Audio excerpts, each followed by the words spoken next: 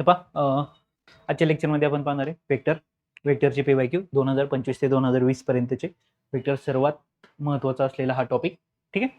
तर पहा जर वेटेज पाहिलं M1चा हा टॉपिक किती मार्काला आहे? 12 मार्काला आहे. म्हणजे M1 मध्ये सगळ्यात टॉप M1 म्हणजे M2 आणि M2 मिळून M1 आणि M2 मिळून दोनही सेक्शन मध्ये जर पाहिलं तर वेक्टर हा सर्वात हायेस्ट मार्काला आहे. म्हणजे वेक्टर हा टॉपिक असा आहे की ज्याच्यामध्ये तुमचे जे सेक्शन पेपरमध्ये सेक्शन ए बी सी आणि डी असे 4 सेक्शन असतात. ए मध्ये 2 पार्टमध्ये असतात क्वेश्चन. पहिला असतो रिकाम्या जागा आणि नंतर 1 मार्काचे प्रश्न असतात. तर या सर्व सेक्शनला आणि सर्व पॅटर्न क्वेश्चनला कव्हर करणारा हा एकमेव टॉपिक आहे. त्यामुळं त्याचा अभ्यास पण तितक्याच स्ट्रॉंगली तुम्ही केला पाहिजे. ठीक आहे. तर PYQ पाहण्याचं रिझन असं की सेम कन्सेप्ट काय होत असतात, रिपीट होत असतात. तुम्ही जर प्रश्न पाहिले गेले 25, 24, 23 असे जर पाहिले तर तुमच्या पण लक्षात येईल का तेच क्वेश्चन किंवा तोच पॅटर्न सारखा रिपीट होत असतो. म्हणून आपण हे पाहणार आहे. ठीक आहे. तर क्वेश्चन चालू करतोय आपण सोडवायला. फर्स्ट क्वेश्चन आहे आपला पहा मोड ऑफ ए, त्यानंतर मोड ऑफ बी, त्यानंतर A cross B is equal to 25. तर ए डॉट बी ची व्हॅल्यू किती? ओके. जर मला ए डॉट बीचं मॅग्निट्यूड काढायचं असेल किंवा मोड काढायचा असेल ए डॉट बी, तर याचा फॉर्म्युला काय? Magnitude of A magnitude of B into cos theta. Okay. आता माझ्याकडे जर पाहिली तर मॅग्निट्यूड ए ची व्हॅल्यू आहे माझ्याकडे किती आहे? 5. ओके. इंटू जर तुम्ही इथं पाहिलं तर मॅग्निट्यूड बी ची व्हॅल्यू किती आहे? 13. आता मला गरज कोणाची? कॉस थिटाची. म्हणजे मला जर थिटा माहिती असता तर आता या ठिकाणी मी काय केलं असतं, याची व्हॅल्यू पुट केली असती. आलं लक्षात? ठीक आहे. मग आता मला कॉस थिटाची व्हॅल्यू जर काढायची असेल तर माझ्याकडं पर्याय कोणता आहे? ए क्रॉस बी, कारण त्याची व्हॅल्यू माझ्याकडे दिलेली. मग ए क्रॉस बी चं मॅग्निट्यूड, त्याचा फॉर्म्युला काय? एचं मॅग्निट्यूड बीचं मॅग्निट्यूड साइन थिटा. ओके. आता जर तुम्ही इथं पाहिलं तर माझ्याकडे याची व्हॅल्यू किती आहे? 25. ही व्हॅल्यू किती माझ्याकडे? 5 आणि ही व्हॅल्यू माझ्याकडे किती आहे? 13. इथं कोण राहिला? Into sine theta. ओके. ठीक आहे. आता हे जे दोन आहेत इकडे येऊन काय होतील? डिव्हाइडला, कारण हे इंटू आहेत. म्हणजे 25 डिव्हाइड बाय 5 इंटू 13. इकडे कोण राहिला? Sine theta. Okay. 5 5 5 25 5 by 13 is equal to sine theta. जर ही व्हॅल्यू साइन थिटाची असेल तर कॉस थिटाची व्हॅल्यू काय मिळणार आहे तुम्हाला? Cos theta is equal to 12 by 30. आता तुम्ही म्हणाल हे मी डायरेक्ट का लिहिलं? कारण ट्रिपलेट आहे. कोणतं आहे? 5 12 आणि 13 हे ट्रिपलेट आहे. ओके. इथं 13 हा काय असणार आहे? हायपोटेनियस असणार आहे. म्हणजे 5 बाय 13 नाही तर 12 बाय 13 असेच चालणार आहे. ओके. आणि जर तुम्हाला हे नसेल जमत तर मग किंवा हे ट्रिपलेट तुमच्या लक्षात राहणार नसेल तर मग बेसिक आयडेंटिटी तुम्हाला यूज करायची. Sine square theta plus cos square theta is equal to काय करायचंय? 1. या पॅटर्नचा वापर केल्यानंतर जेव्हा तुम्ही साइन थिटाची व्हॅल्यू इथं ठेवणार आहे तेव्हा तुम्हाला कॉस थिटा काय मिळणार आहे? 12 बाय 13. आता ही मिळालेली व्हॅल्यू मी या ठिकाणी जर पुट केली तर काय होईल पहा? 12 5 गुणिले 13 गुणिले इथं किती? 12 बाय 13. 13 ला 13 कॅन्सल, 12 पंचे 60. म्हणजेच आपलं जे फायनल आन्सर आलेलं आहे ते किती आलेलं आहे? 60. या पद्धतीने म्हणजे इथे तुमचे हे जे दोन फॉर्म्युले आहेत हे पाठ असणं खूप गरजेचं आहे. ओके. म्हणजे क्रॉस मध्ये जर तुम्ही पाहिलं तर साइन थिटा आहे आणि डॉट मध्ये जर पाहिलं तर काय? कॉस थिटा आहे. ओके. ठीक आहे. जाऊया आपण नेक्स्ट क्वेश्चन. आता त्याच्या पुढचा क्वेश्चन काय सांगितलंय? Write unit vector in the opposite direction. Okay.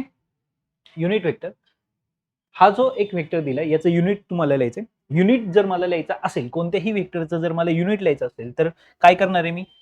काय करतो आपण? यू कॅप युनिट म्हणजे ओके. ह्या वेक्टरचं जर मला युनिट वेक्टर लिहायचं असेल तर आपण काय करतो?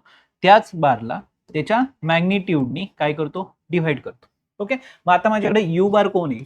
आता माझ्याकडे यू बार कोण आहे? तर 8 I cap plus 3 J cap minus K cap. Okay. आता जेव्हा मी या यू बारचं मॅग्निट्यूड काढणार आहे तेव्हा ते काय असणार आहे? अंडर रूट मध्ये. ओके. ए चा स्क्वेअर म्हणजे 8 चा स्क्वेअर प्लस बी चा स्क्वेअर म्हणजे 3 चा स्क्वेअर आणि प्लस -1 चा स्क्वेअर. आपण काय करतो? मॅग्निट्यूड मध्ये आय जे के जे कोइफिशियंट आहेत त्याचं काय करतो? स्क्वेअर करतो आणि त्याची काय करतो आपण? ऍडिशन. म्हणजे इथं जर पाहिलं तर 64 आहे, इथं 9 आहे आणि इथं काय? 1 आहे. मायनसचा स्क्वेअर हा नेहमी काय असतो? 1 असतो, पॉझिटिव्ह असतो. निगेटिव्हचा स्क्वेअर हा नेहमी पॉझिटिव्ह असतो. म्हणजे इथं व्हॅल्यू किती आलेली आहे? 74. आता मला युनिट वेक्टर लिहायचं आहे म्हणजे U cap is equal to काय इथं? 8 I cap plus 3 J cap minus K cap divide by okay, आले लक्षात? ठीक आहे. अंडर रूट किती? 74. ओके, हे काय झालं तुमचं युनिट वेक्टर. आता हे युनिट वेक्टर आहे, पण आपल्याला काय सांगितलंय? Opposite direction. म्हणजे आता त्याच्या पुढच्या स्टेपला आपल्याला काय करायचंय? The unit vector in opposite direction. The unit vector but the unit vector in opposite direction, therefore u cap is equal to, आता हे जे तुम्ही काढलेलं युनिट वेक्टर आहे याला फक्त काय द्यायचंय तुम्हाला?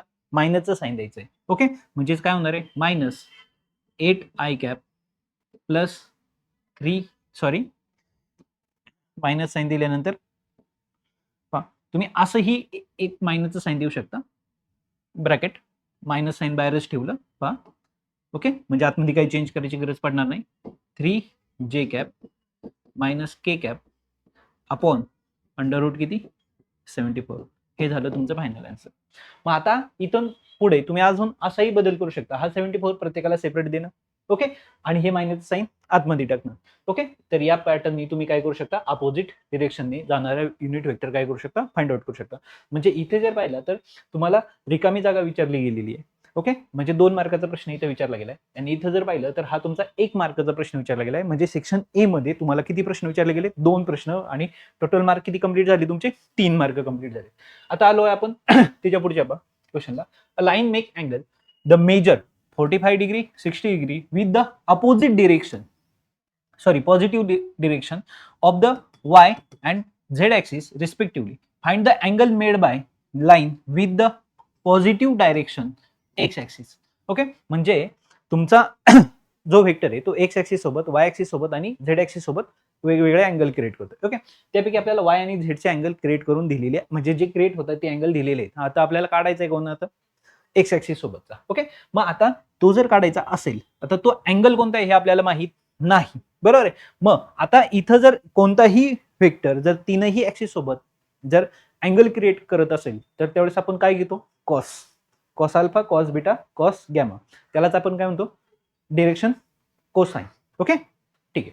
मग आता आपण इथं काय करणार आहे? लेट बीटा गॅमा बी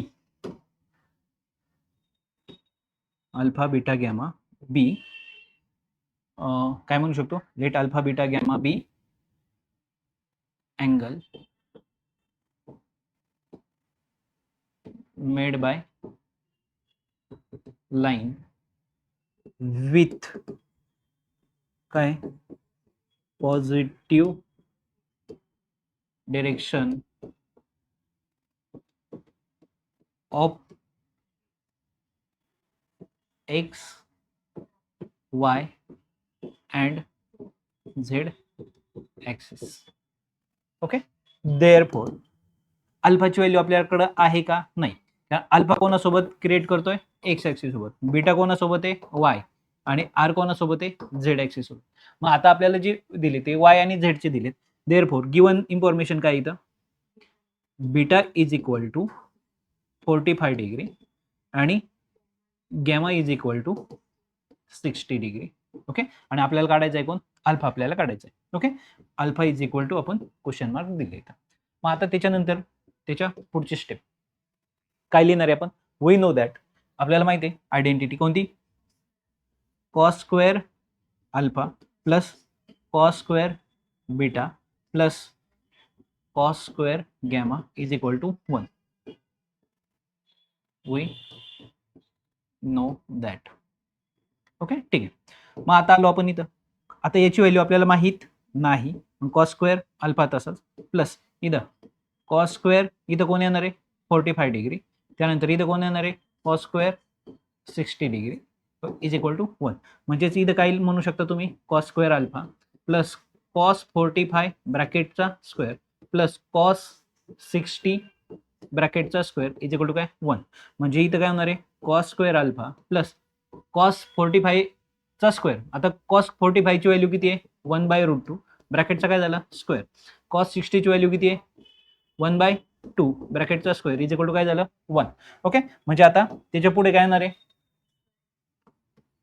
कॉस स्क्वेअर अल्फा प्लस 1/√2 1/√2 चा स्क्वेअर होता, 1/√2 चा स्क्वेअर 1/2 प्लस 1/2 चा स्क्वेअर होता 1/4 इज इक्वल टू काय झालं 1. म्हणजे कॉस स्क्वेअर अल्फा प्लस इथं बेस सेम जर केला आपण तर काय होईल 3/4 इज इक्वल टू 1. काय केलं आपण इथं वर खाली 2 ने मल्टिप्लाय केला आणि बेस सेम करून घेतला. ओके, मग cos square alpha is equal to 1 minus 3/4 म्हणजे इथं cos square alpha is equal to 1/4, कारण इथं काय केलं आपण बेस सेम केला परत. आता ही कॉस स्क्वेअर अल्फाची व्हॅल्यू आलेली आहे, बट आपल्याला माहिती आहे काय इथंच घेऊया आपण. ठीक आहे, cos alpha is equal to काय येणार आहे प्लस मायनस अंडर रूट मध्ये घ्यायची गरज नाही 1/2. कॉस स्क्वेअरची 1 इथं काय घेतलं आपण स्क्वेअर रूट घेतला, कॉस अल्फाची व्हॅल्यू प्लस मायनस 1/2 आली. मग आता इथं काय घेणार आहे केस 1 सॉरी ओके ठीक आहे, केस 1 मध्ये कॉस काय घेणार आहे कॉस थिटा नाही cos alpha is equal to काय 1/2 जर आपण घेतली काय कॉस कोणता आहे कॉस कोणाची cos 60 is equal to 1/2 therefore alpha बरोबर 60 डिग्री. ओके, त्यानंतर आहे केस 2 काय येणार आहे केस 2 कॉस अल्फा बरोबर मायनस हाफ म्हणजे इथे काय येणार आहे कॉस किती ओके इथं काय म्हणू शकता तुम्ही कॉस अल्फा बरोबर इथं मायनस कॉस 60 म्हणू शकतो आपण बरोबर. मग मायनस कॉस 60 म्हणजे कॉस अल्फा बरोबर इथं काय येणार आहे कॉस 120 मायनस 60 सॉरी 180 मायनस. आता इथं जर पाहिलं तर असं का लिहिलं तर 1/2 ची व्हॅल्यू किती आहे कॉस 60 मायनसचा साईन तसंच कंटिन्यू झालं. आता मायनस आपल्याला कट करायचं बरं, मायनस साईन नकोय कारण इकडे कोण आहे कॉस, कम्पेअरला इकडे पण कोण पाहिजे कॉसच पाहिजे. मग हे मायनस साईन कट करायचं असेल तर 180 मायनस 60 कारण कॉस कोणाला घेऊन बाहेर पडला 60 ला घेऊन बाहेर पडला. 180 मायनस 60 म्हणजे कोणत्या क्वाड्रंट मध्ये गेले तुम्ही सेकंड क्वाड्रंट मध्ये. सेकंड क्वाड्रंट कोण आहे निगेटिव्ह वाला आहे बरोबर आहे, आणि 180 असल्यामुळे कॉस कोण राहणार आहे कॉसच राहणार आहे. ओके, म्हणजे आता त्याच्यानंतर काय आलं कॉस अल्फा बरोबर कॉस 120 म्हणजेच अल्फा बरोबर किती आले 120 म्हणजेच इथे अल्फा बरोबर काय असणार आहे 60 डिग्री और 120 डिग्री. हे झालं तुमचं फायनल आन्सर. ओके, हे सगळे स्टेप एका खाली एक तुम्हाला लिहायच्या आहेत. ठीक आहे, म्हणजे हा जो क्वेश्चन आला होता हा तुम्हाला किती मार्कांसाठी विचारला गेला होता 2 मार्कांसाठी. लक्षात म्हणजे या क्वेश्चन मध्ये सर्वात इम्पॉर्टंट तुम्हाला काय लक्षात ठेवायचं होतं ही जी तुमची आयडेंटिटी ही तुमच्यासाठी खूप इम्पॉर्टंट आहे. Cos square alpha cos square beta cos square gamma is equal to 1. Okay, दिलेले फक्त अँगल आहे ते लेट करून घ्या तिथे टाका तुम्हाला व्हॅल्यू मिळून जाईल. ठीक आहे, आलो आपण त्याच्या पुढच्या प्रश्नाकडे. काय दिलाय प्रश्न का अ line passes through the point आणि हा एक पॉईंट दिलाय या ठिकाणी. ओके, आणि हा एक पॉईंट दिलाय, ह्या दोन पॉईंट मधून लाईन पास होते. फाइंड द डिरेक्शन रेशोज काय फाइंड आउट करायचे डिरेक्शन रेशोज फाइंड आउट करायचे. The direction cosine and direction cosine पण तुम्हाला फाइंड आउट करायचे of the line show that the line does not passes through origin. म्हणजे तुम्हाला या ठिकाणी किती क्वेश्चन विचारले गेले 3 क्वेश्चन विचारले गेले 3 मार्कांसाठी. पहिली गोष्ट तुमची जी लाईन आहे ती ह्या 2 पॉईंट मधून पास होते. ओके, दुसरा जो क्वेश्चन विचारला गेलाय तो काय डिरेक्शन रेशोज काढा. म्हणजे सॉरी पहिला क्वेश्चन डिरेक्शन रेशोज काढा, दुसरा क्वेश्चन डिरेक्शन कोसाइन काढा, आणि तिसरा का ती ओरिजिन मधून पास होत नाहीये. ओके, अशा पद्धतीने 3 प्रश्न. आता तुमची जी लाईन आहे लाईन पासेस थ्रू. ओके, आपण काय करूया आपण त्याला the line okay answer start केलं. The line passes through okay कोणते पॉइंट आहेत 6 -7 -1 अँड 2 -3 1. ओके, इथं let A is equal to काय म्हणूया आपण त्याला 6 -7 -1 आणि बी काय म्हटलेले 2 -3 1.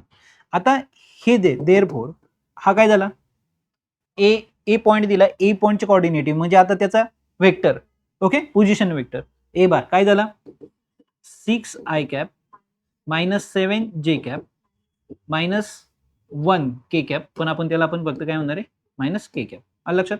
त्याच पद्धतीने बी बार बी याचा वेक्टर. ओके ठीक आहे. 2i cap minus 3j cap plus K cap. आलं लक्षात. हे तुम्हाला काय मिळाले, पोझिशन वेक्टर मिळाले. आता त्याच्या पुढचा पार्ट मी या ठिकाणी राईट करतो. आता त्याच्या पुढचा पार्ट म्हणजे आता तुम्हाला काय काढायचंय, त्या लाईनचे डायरेक्शन रेशो काढायचे. एखाद्या लाईनचे डायरेक्शन रेशोज म्हणजे दुसरं तिसरं काही नसून त्याचे आय जे के चे काय असतात, कोएफिशियंट असतात, असं आपण थोडक्यात म्हणूया. ओके म्हणजे आपल्याला कोणती लाईन आहे, आता आपल्याकडे लाईन जी कोणती, ती लाईन कोणती आहे, ए बी लाईन आहे, बरोबर आहे. म्हणजेच आता आपण इथं काय काढणार आहे, therefore A B bar is equal to, A B bar काय होणार आहे, बी बार मायनस ए बार. म्हणजेच काय होणार आहे, आता बी बार मधून ए बार आपल्याला मायनस करायचा आहे. म्हणजे काय होईल, बी बार कोण आहे, 2i cap minus 3j cap plus K cap minus, आता मायनस करताना सेकंडचे साइन चेंज होणार. ओके म्हणजे 6i कॅप मायनस तर काय झालं plus 7j cap. Okay plus K cap. आलं लक्षात. म्हणजे आता इथे काय होणार आहे, 2i कॅप मायनस 6 म्हणजे किती, minus 4i cap. Okay minus 3 म्हणजे इथे किती आले, plus 4j cap plus plus किती आले, प्लस 2k कॅप. आलं लक्षात. हा कोण आला, ए बी व्हेक्टर आला. आता जर तुम्हाला ए बी व्हेक्टर मिळालेला आहे तर काय लिहायचे, तुम्हाला तुमचं उत्तर मिळालेलं आहे direction ratios. Okay direction ratios, therefore direction ratios of A B line, of A B line किंवा गिवन लाईन म्हणलं तरी चालेल, इज इक्वल टू काय, -442. म्हणजे या ठिकाणी तुम्हाला 1 मार्क क्लिअर झाला. म्हणजे इथून पुढे लक्ष ठेवायचे, डायरेक्शन रेशोज विचारलं, कोणत्याही लाईनचे डायरेक्शन रेशो जर विचारलं तर सरळ काय करायचंय, आय जे के चे काय लिहायचे, कोएफिशियंट. आता या कोएफिशियंटला जेव्हा तुम्ही एखाद्या कॉन्स्टंट मल्टिपलनी काय करता, मल्टिप्लाय करता, तेव्हा तुम्हाला काय मिळतात, डायरेक्शन कोसाइन. ओके म्हणजे आता आपण इथं काय करणार आहे, इथं लेट काय करूया आपण,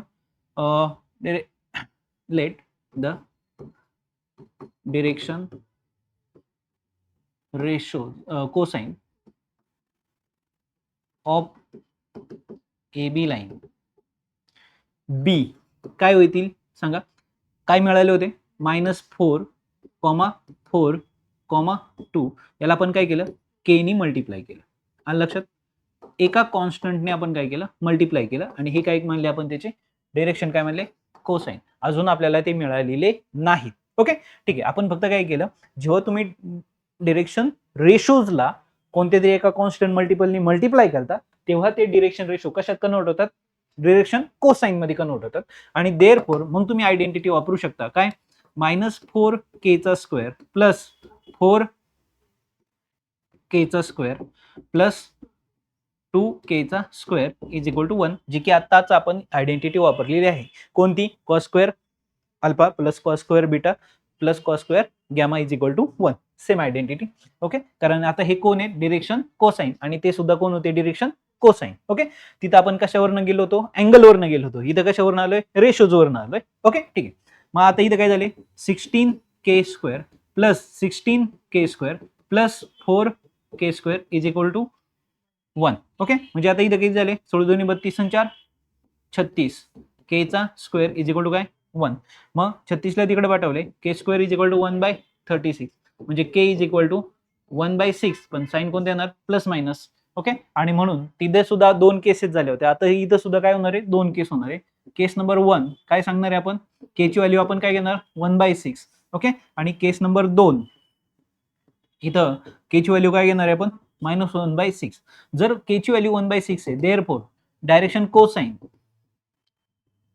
डायरेक्शन ओके ठीक आहे, direction cosine. Okay direction cosine काय होतील, पहिला होता -4k. ओके म्हणजे काय झालं, म्हणजे काय होईल सांगा, -4 × 1/6 म्हणजे किती आले, -2/3. त्यानंतर पुढचं काय होता, 4k म्हणजे काय झालं, 4/1/6 म्हणजे 2/3. आणि नंतर काय होता, 2k म्हणजे काय, 2 × 1/6 म्हणजे 1/3. आलं लक्षात.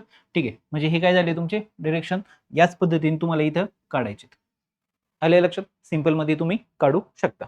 आता या ठिकाणी आपले किती क्वेश्चन कव्हर झाले, 2 क्वेश्चन. डायरेक्शन काय काढले आपण, रेशो काढले, डायरेक्शन काय काढले, कोसाइन. आपल्याला तिसरा एक प्रश्न विचारलाय का, तुमची जी लाईन आहे, लाईन कोणती, ए बी, ए बी ही लाईन तुमच्या ओरिजिन मधून पास होत नाही. आता हे आपल्याला जर शो करायचंय आपली लाईन, आता कोणतीही लाईन पहा, समजा कन्सेप्ट क्लिअर करू नंतर आपण तिकडे जाऊ.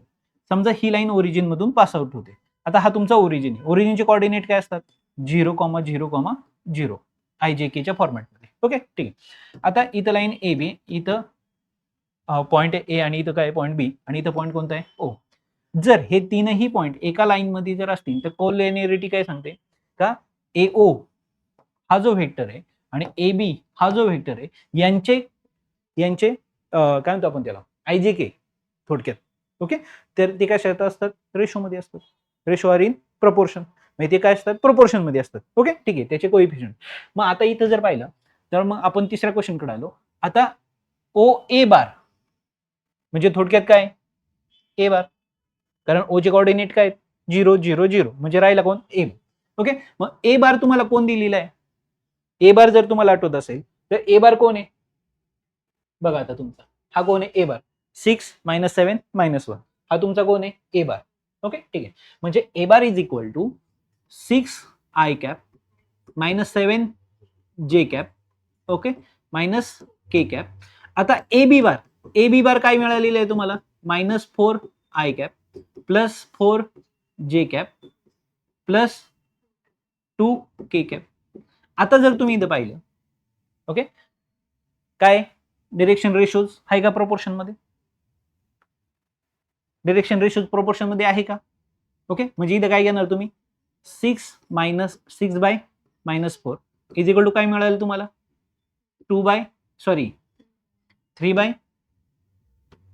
3/-2. त्यानंतर -7/4 काय राहणार इथं? -7/4च राहणार आहे. इथं -1/2 काय राहणार आहे? -1/2. पहा बरं. ओके म्हणजे इथं काय म्हणणार तुम्ही? 1 2 3. ओके मग इथं काय लिहिणार? फ्रॉम 1 2 and 3 काय लिहिणार? डिरेक्शन रेशोज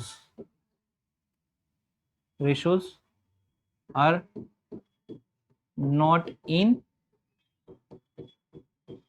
प्रपोर्शन, देअरफॉर जे तुम्हाला लिहायचे काय?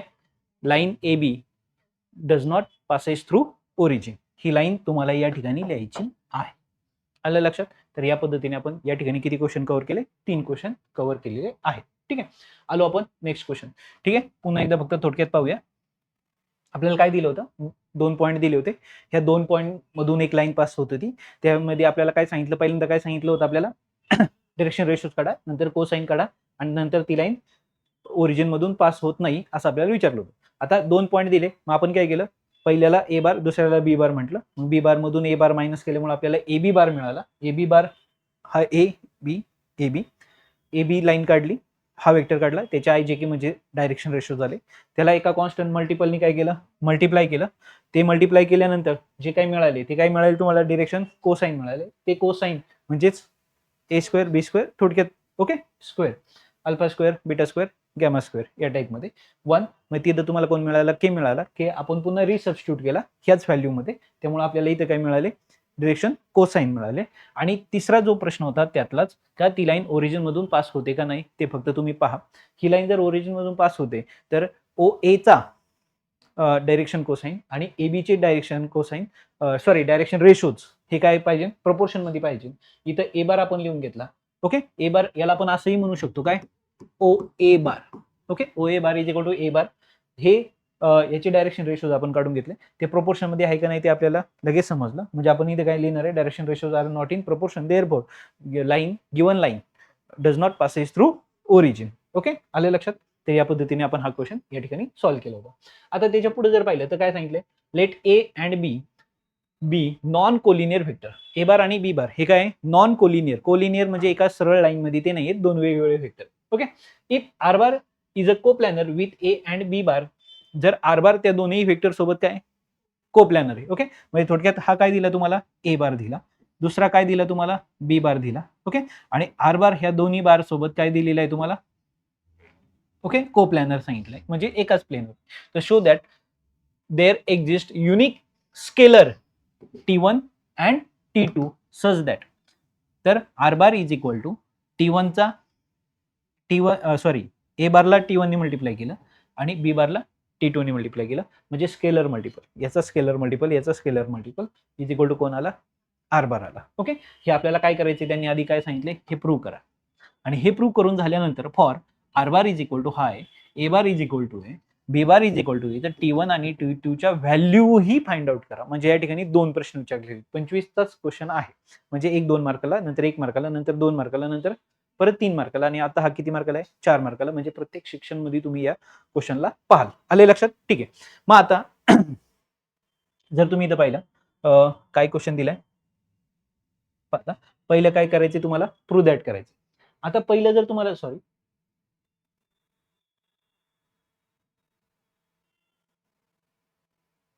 ठीक, आता बघा ऍक्च्युली हा थेरम मी या ठिकाणी लिहून ठेवला, माहिती तुम्हाला बेसिक, तेच आपल्याला जे प्रूव्ह करायचं होतं. फक्त हा तुम्हाला थेरम विचारला गेलाय आणि हा थेरम त्याच पद्धतीने तुम्हाला काय करायचंय? राईट करायचंय. थेरम पुन्हा एकदा पहा. Theorem 2, let A bar and B bar non collinear vector, A vector R bar coplanar with A bar and B bar if and only there exists unique scalar T1 and T2 such that R bar is equal to T1 चा. Okay, आलं लक्षात? ठीक आहे. मग आता ही त्याची काय झाली? डायग्राम झाली. हा कोण आहे? पहिल्यांदा काय काढायची? डायग्राम घ्यायची. इथं काय केला तुम्ही? ओ ए बार काढला, नंतर कोण काढला? ओ बी बार काढला. त्यानंतर आता इथं आपल्याला काय घेतला? आर बार घेतला. ओके, आर बारवर इथं कोणता पॉईंट घेतला? पी पॉईंट घेतला. ह्या पी पॉईंट मधून ह्या बी बारला, बी व्हेक्टरला काय केली? एक पॅरल लाईन काढली, आणि इथं ह्या पी पॉइंटला इथून एक पॅरलल व्हेक्टर कोणाला काढला? ओ ए बारला. मग याला एक पॅरलल काढला आणि याला एक पॅरलल काढला. आलं लक्षात? म्हणजे आता इथं जो तयार झाला हा कोण तयार झाला? पॅरोग्राम तयार झाला. आता पॅरोग्राम तयार झाल्यानंतर आता तुम्हाला एक तर माहिती आहे काय? ओ एम हा काय कोण असणार आहे? ओ एचा काय असणार आहे? Scalar multiple. त्याला आपण स्केलर मल्टिपल म्हणजे कोण? T1. कोणत्या तरी एका नंबरने जर तुम्ही ए बारला पूर्ण ए बारला मल्टिप्लाय केलं तर तुम्हाला ओ एम हा वेक्टर मिळणार आहे. ओके, मग तो प्लस मायनस काही पण असू शकतो. लक्षात? म्हणजे ही कन्सेप्ट तुम्ही आधी शिकलेली आहे. म्हणजे ओ ए बारला एका कोणत्या तरी स्केलर नंबरने मल्टिप्लाय केले, तसंच ओ बी बारला एका कोणत्या तरी स्केलर नंबरने मल्टिप्लाय केलं, तुम्हाला कोण मिळाला? ओ एन बार मिळाला. ओके, मग आता हा जर स्केलर मल्टिपल आहे आणि हा एक स्केलर मल्टिपल आहे, आता हा याला पॅरल असल्यामुळं याची व्हॅल्यू पण किती आली? तेवढीच आली. बरं, म्हणजे R bar is equal to कोण आला? ट्रायंगल लॉने का? T1 A bar plus T2 B bar is equal to R bar. बरोबर आहे? हा ट्रायंगल लॉ आहे, हा इकडून गेला, हा इकडने गेला, तर हा ओके, हा ए बार आहे, समजा हा बी बार आहे आणि हा सी बार आहे, तर आपण काय लिहितो? C bar is equal to A bar plus B bar. Same पॅटर्ननी आर बार. आणि हेच काय करायचं होतं तुम्हाला? प्रूव्ह करायचं होतं. फक्त हेच ह्या लँग्वेजमध्ये आपण या ठिकाणी काय केले?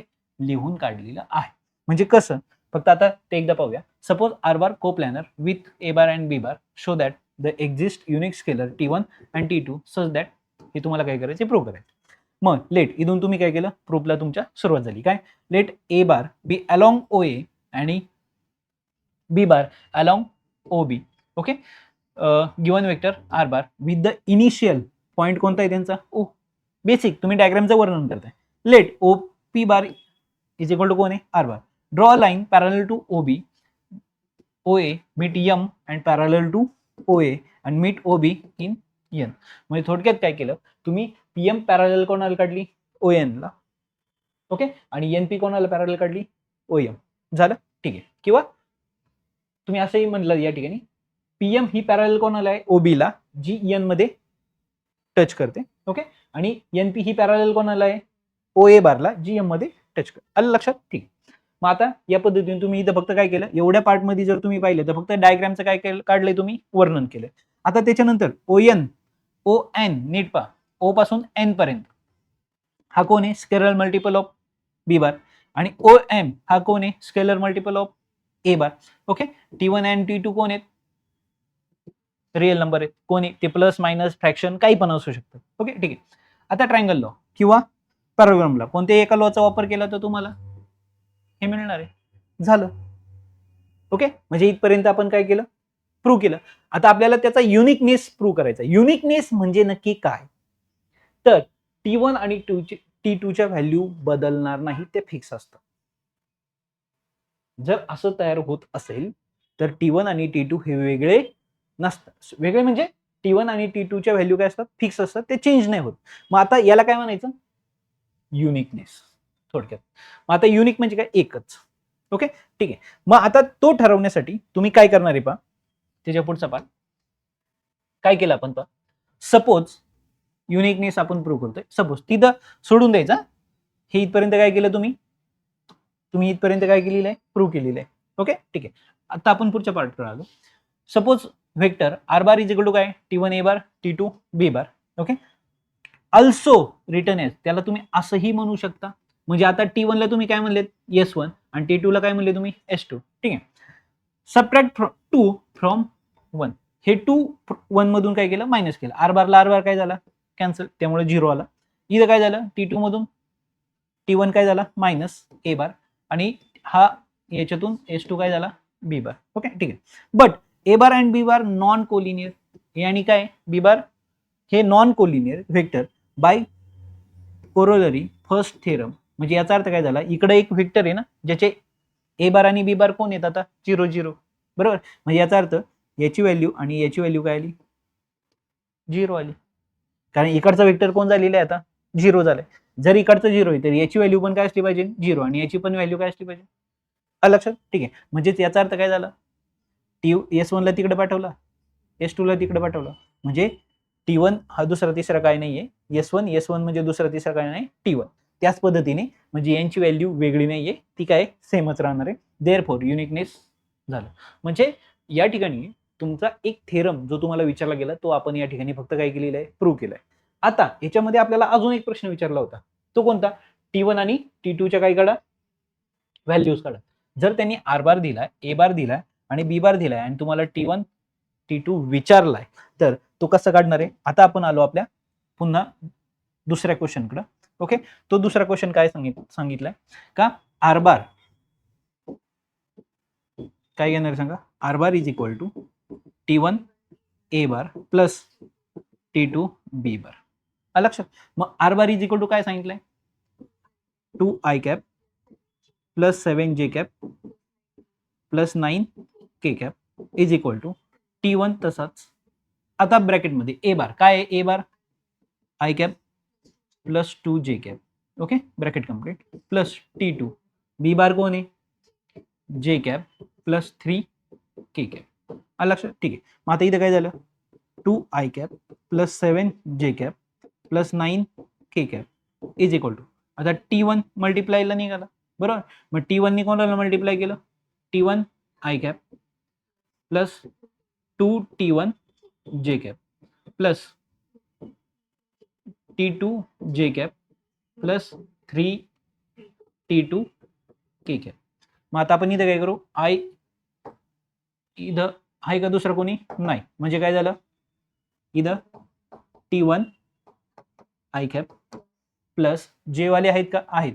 मग आपण काय करू, यांना कंबाईन केलं, 2T1 प्लस T2 ब्रॅकेटच्या बाहेर j cap. Okay, plus k cap वाले आहेत का, नाही, फक्त कोण आहे, 3T2 k कॅप. आणि इकडं काय त्याच वेळेस 2i cap plus 7j cap plus 9k cap. Okay, आता बाय इक्वेलिटीनी जर तुम्ही पाहिलं तर i कॅप इकडं i कॅप म्हणजे काय येणार आहे, T1. ओके, बाय इक्वेलिटी म्हणायचं, बाय इक्वेलिटी T1 ची व्हॅल्यू किती मिळाली तुम्हाला, 2 मिळाली, बरोबर. त्यानंतर इथं किती आहे, k कॅपला k कॅप, म्हणजे इथं किती आले, 3T2 इज इक्वल टू किती आहे, 9, म्हणजे T2 इज इक्वल टू किती आले, 3. तुम्हाला ही व्हॅल्यू मिळाली. आणि त्याच वेळेस परत आता हे पण आपण ठेवू शकतो, T1 T2 आपल्याला जे काढायला सांगितलं होतं त्याचं आपलं काम झालंय, पण नक्की तीच व्हॅल्यू आहे का नाही हे या ठिकाणी तुमचं काय होईल, चेकआउट होईल. काय होईल पहा, 2T1 plus T2 is equal to किती आहे, 7. आलं लक्षात, ठीक आहे. आता 2T1 ची व्हॅल्यू किती आहे, 2, बरोबर आहे, प्लस इथे किती आहे, T2 तसंच ठेवलं फॉर एक्झाम्पल, बरं का, इज इक्वल टू किती आहे, 7. इथे किती आले, 4, बरोबर. 4 तिकडे जाऊन काय होतील, 4 तिकडे जाऊन काय होतील, सॉरी T2 आहे ना इथं, हां T2 इज इक्वल टू किती मिळाले 7 - 3, सॉरी 7 - 4 म्हणजे T2 इज इक्वल टू 3. पहा बरं T2 इथं पण काय 3, T2 इथं पण काय 3, म्हणजे आपलं उत्तर काय बरोबर आहे. मग फायनल तुम्ही ब्रॅकेटमध्ये परत T1 आणि T2 च्या व्हॅल्यू काय करू शकता, पुट करू शकता. म्हणजे हा झाला एक क्वेश्चन, लक्षात, हा एक क्वेश्चन आहे आणि त्याच्या आधीचा थेरम तो एक क्वेश्चन आहे. असे दोन सेपरेट आहे आणि टोटल किती मार्काला विचारले गेले तुम्हाला, 4 मार्काला. या ठिकाणी 2025 चे तुमचे क्वेश्चन काय झाले, कंप्लीट झाले. लक्षात, म्हणजे 2025 वर जर तुम्ही क्वेश्चन पाहिले तर किती विचारले गेले होते तुम्हाला, 5 क्वेश्चन विचारले गेले होते. ओके, त्यानंतर 2 मार्काचा, 1 मार्काचा, 2, 3 आणि 4 मार्काला, 4 मार्काला तुम्हाला थेरम विचारला गेलेला आहे, हे लक्षात ठेवा. ओके, ठीक आहे. आता आलो आपण 2024. पहा पुन्हा एकदा मला वाटतं असा क्वेश्चन आपला झालेला आहे. Alpha beta gamma are the direction angle line alpha बरोबर बीटा बरोबर, आणि आता तुम्हाला कोण विचारलाय, गॅमा. याच्या आधीच्या पेपरमध्ये म्हणजे 2025 मध्ये तुम्हाला काय दिला होता, बीटा आणि गॅमा दिला होता आणि तुम्हाला कोण विचारला होता, अल्फा विचारला होता. त्यावेळेस हा 45 आणि हा किती दिला होता, 60 दिला होता, बरोबर. आणि तुम्हाला काय विचारलं होता, अल्फा विचारला होता. सेम तोच क्वेश्चन, म्हणजे पुन्हा आपण कोणती आयडेंटिटी वापरणार आहे, cos square alpha plus cos square beta plus cos square gamma, okay, is equal to 1. ह्या आयडेंटिटीचा तुम्ही काय करणार या ठिकाणी वापर करणार आहे आणि त्याच्यानुसार तुम्हाला कोण मिळणार आहे आता या ठिकाणी, गॅमा मिळणार आहे. लक्षात, म्हणजे ते जे उत्तर होतं ते मला वाटतं 60 आणि 120 आलं होतं, बरोबर आहे. म्हणजे क्वेश्चन रिपीट होतात यावरून तुमच्या लक्षात आलं असेल, ठीक आहे. त्यानंतर त्याच्या पुढचा प्रश्न 2 मार्काचा प्रश्न झालेला आहे. त्यानंतर आलो आपण दुसरा क्वेश्चन जो 1 मार्काला विचारला जातो. इफ द व्हेक्टर, हा एक व्हेक्टर आहे आणि हा एक व्हेक्टर आहे, आर कोलिनियर. आपण ही सुद्धा कन्सेप्ट याच्या आधीच्या क्वेश्चन मध्ये पाहिलेली आहे. काय होतं, तुमची जी AB लाईन होती ती ओरिजिन मधून पास होती का नाही हे तुम्हाला चेक करायचं होतं.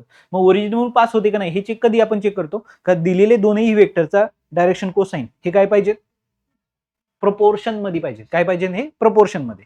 जर ते प्रपोर्शन मध्ये असतील तरच आणि तरच आपण काय म्हणणार, त्यांना कोलिनियर म्हणणार आहे, बरोबर. आणि जर ते त्यांनी सांगितलंय ऑलरेडी ते काय आहेत, कोलिनियर आहेत. जर ते कोलिनियर आहेत तर त्यांची डायरेक्शन रेशो प्रपोर्शन मध्येच असणार आहेत. ओके, म्हणजे आपण इथं काय लिहिणार आहे, 2i cap minus 3j cap, okay, plus 4k cap and pi cap plus 6j cap minus 8k cap are collinear. जर हे कोलिनियर आहेत, okay, therefore 2/p equal -3/6 equal 1/-8. त्यापैकी आपण फक्त हे दोनच उचलले, बरोबर आहे. काय, 2/p इक्वल -3/6 म्हणजे 2/p is equal to -1/2, sorry, okay. त्या पुढचा पार्ट, ओके, काय होईल सांगा, इथं 2 ला 2 मल्टिप्लाय आला म्हणजे किती आले 4 इज इक्वल टू -p, म्हणजे p ची व्हॅल्यू किती मिळाली, -4, आणि हे झालं तुमचं फायनल. एवढा सिंपल तुम्हाला क्वेश्चन दिलेला आहे, लक्षात आलं. म्हणजे 2024 ला जे 2 प्रश्न विचारले गेलेले आहेत ते सगळे कोणाचे, 2025च्या दोनही कन्सेप्ट परत काय झालेले आहेत, रिपीट झालेले आहेत.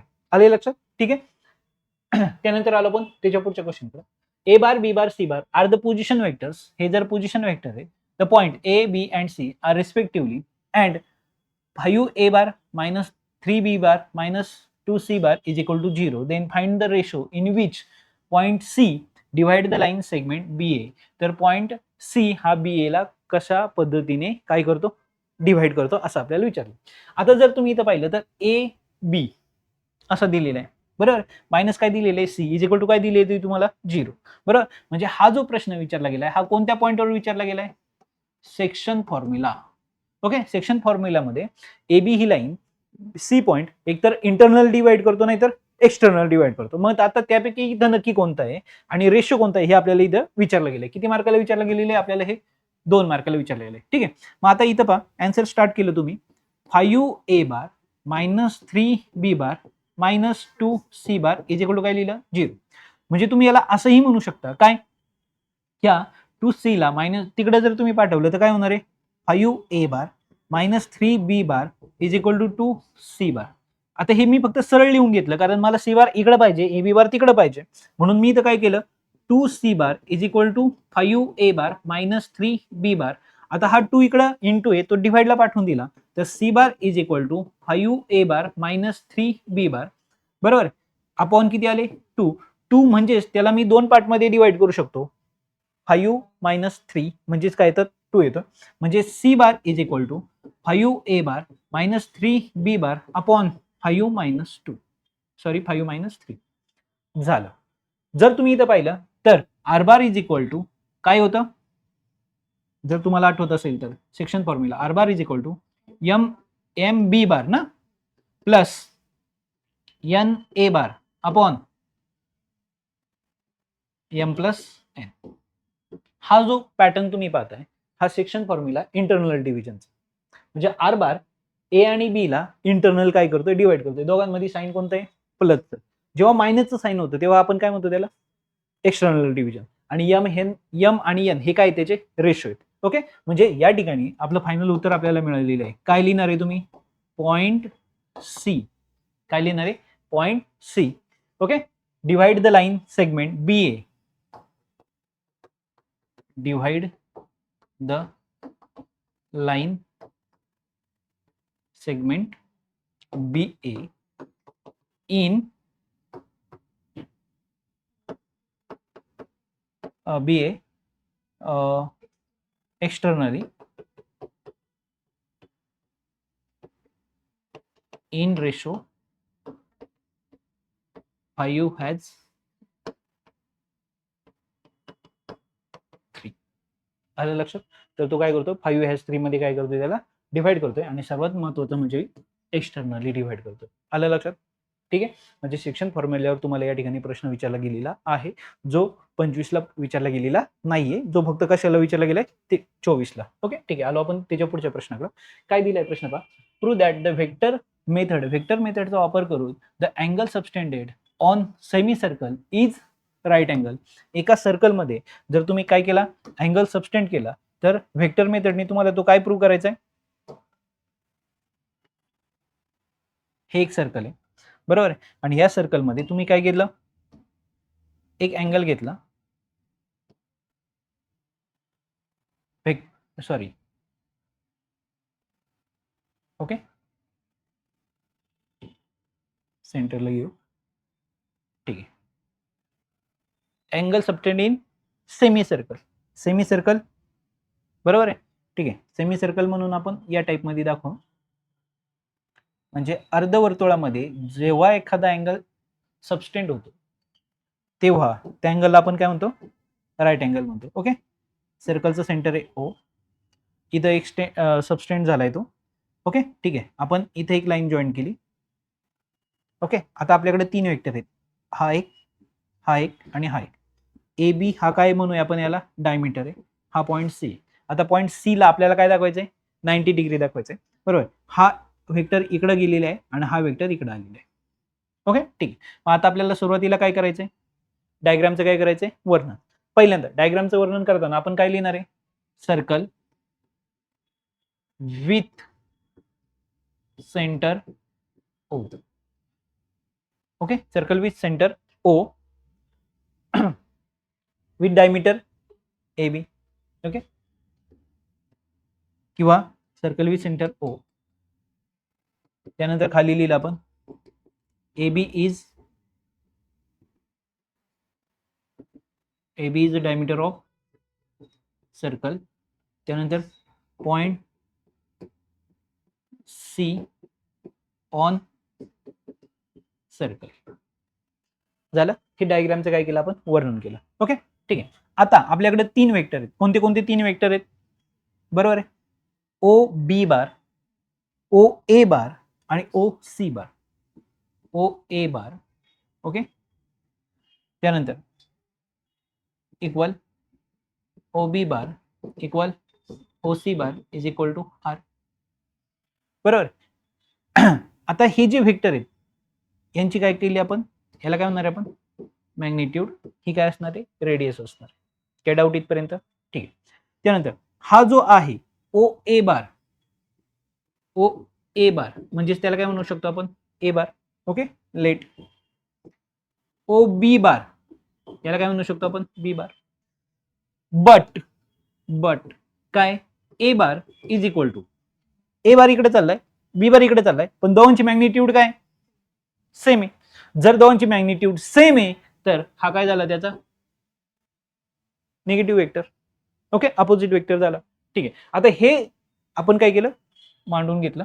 आता त्यानंतर आपल्याला काय करायचं, आपल्याला सी हा काय दाखवायचा आहे, 90 दाखवायचा आहे. तो आहे का नाही येतो तो आपल्याला दाखवायचा आहे.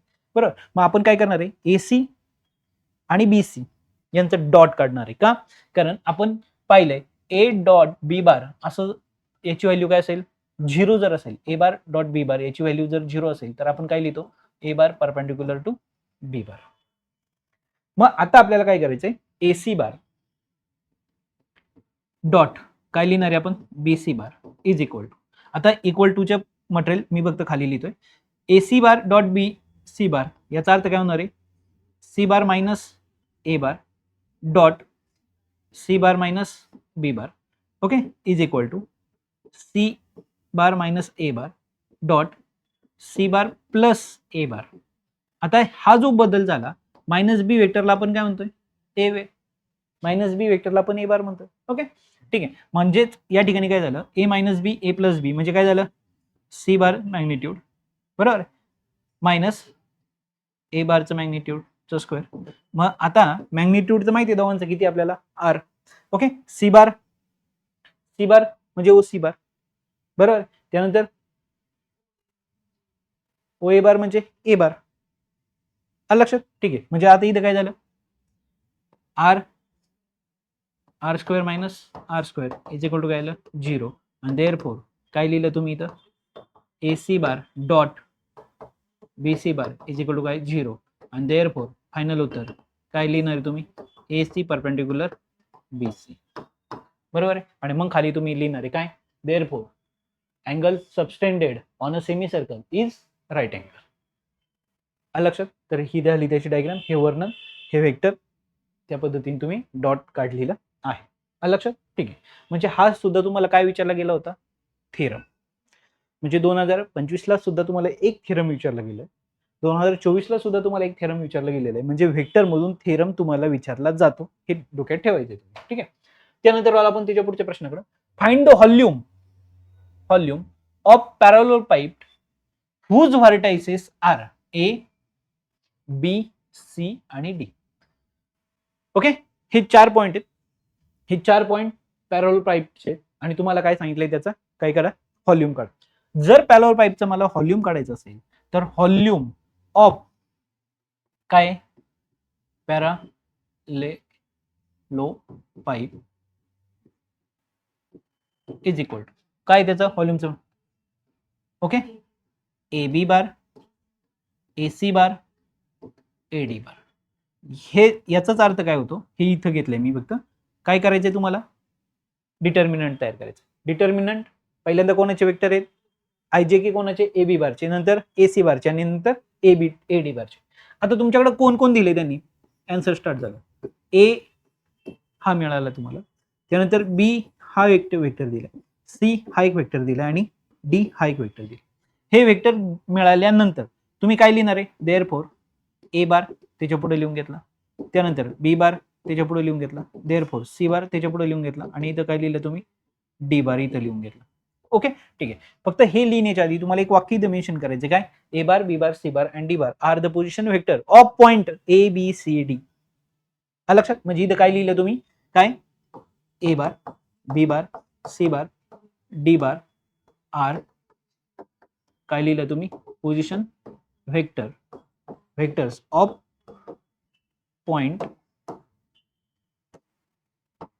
Points A B C D are respectively. मग तुम्हाला हा आयजीकेचा फॉर्मॅट, हा आयजीकेचा, हा आणि हा मिळाला. ठीक आहे, ते झाल्याच्या नंतर तुम्ही इथं काय करणार आहे, पहिल्यांदा कोण काढणार, ए बी बार. ए बी बार कसा काढणार, बी बार मायनस ए बार. त्यानंतर कोण काढणार, ए सी बार काढणार, कसा काढणार, सी बार मायनस ए बार. त्यानंतर ए डी बार काढणार, ए डी बार काय, D bar minus A bar. Okay, मग आता मी एक्झाम्पल सॉल्व्ह केलेली नाही, फक्त तुम्हाला फॉर्मॅट दिलाय, कारण सिम्पल आहे. आणि इथून तुम्हाला फक्त काय करायचंय, इथं तुम्हाला काय करायचंय, फक्त या ठिकाणी जे आय जे के मिळालेले आहेत त्यांचं फक्त इथं काय करायचंय, डिटर्मिन. म्हणजे इथं आय जे के चे कोइफिशियंट कोणाचे, ए बी चे, त्यानंतर ए सी चे कोइफिशियंट आणि त्यानंतर ए डी चे कोइफिशियंट. आणि हे कसं सॉल्व्ह करायचं हे तुम्हाला माहिती आहे. आलं लक्षात? तर या पॅटर्ननी तुम्हाला काय करायचंय, पॅरलल काय काढायचं आहे, व्हॉल्यूम काढायचा आहे. म्हणजे 3 मार्काचा प्रश्न या पद्धतीने विचारला गेलेला आहे. आलं लक्षात? व्हॉल्यूम तुम्हाला लक्ष ठेवायचं. त्यानंतर आलो आपण त्याच्या पुढच्या क्वेश्चनकडे. काय सांगितले पहा, म्हणजे 2024 म्हणजे हा जो क्वेश्चन विचारला गेला, हा किती मार्काला विचारला गेलेला आहे, 4 मार्काला विचारला गेलेला क्वेश्चन. आणि क्वेश्चन जर पाहिलं तर किती सिंपल आहे पहा, फक्त तुम्हाला एवढं माहित पाहिजे. पॉईंट त्यांनी दिले, पोझिशन वेक्टर आपण घेतले, त्यानुसार त्याचे आयजेके तयार केले, ए बी ए सी आणि ए डी बार काढला. हे तुम्ही सहज काढू शकता. बी मधून हे फक्त तुम्हाला मायनस करायचं आहे, आय. ओके, ते कसं मायनस करतं ते पण माहिती तुम्हाला. फक्त इथं डिटर्मिनंट तयार करायचे, तुम्हाला उत्तर मिळणार आहे. लक्षात? ठीक आहे, आलो आपण पुढं. आता इथं जर पाहिलं तर काय सांगितलंय, the area of triangle with vertex A B आणि सी असे 3 वेक्टर जर तुम्हाला दिलेत आणि त्याचा काय विचारलाय, तुम्हाला area विचारलाय.